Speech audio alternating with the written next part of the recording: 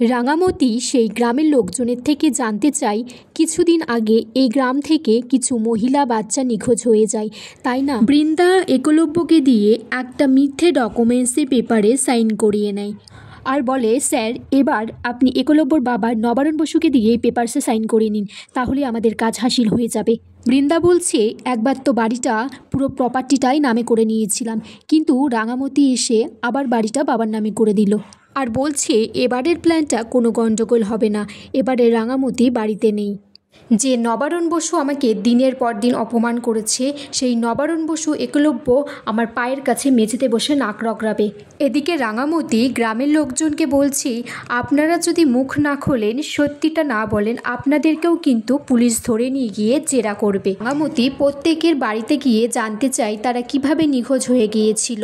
একলব্য তার বাবার কাছে গিয়ে বলে, এটা বন্ড পেপার অফিস থেকে দিয়েছে, তোমাকে সাইন করতে হবে।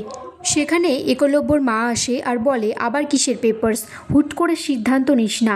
একলব্য তখন বলে, তোমরাও তো হুট করে রাঙামতির সাথে আমার বিয়েটা দিয়ে দিয়েছিলে, কিন্তু আমি তবুও ভেবেছিলাম মেয়েটার সাথে থাকবো, কিন্তু ও তো আমার বিশ্বাসটাই ভেঙে দিয়েছে।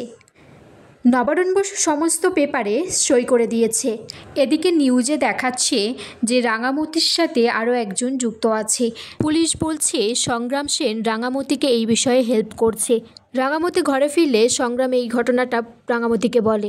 রাঙামতি বলছে এবার বসু বাড়ির সকলের সামনে, একলব্য বসুর সামনে সব সত্যি পরিষ্কার হয়ে যাবে।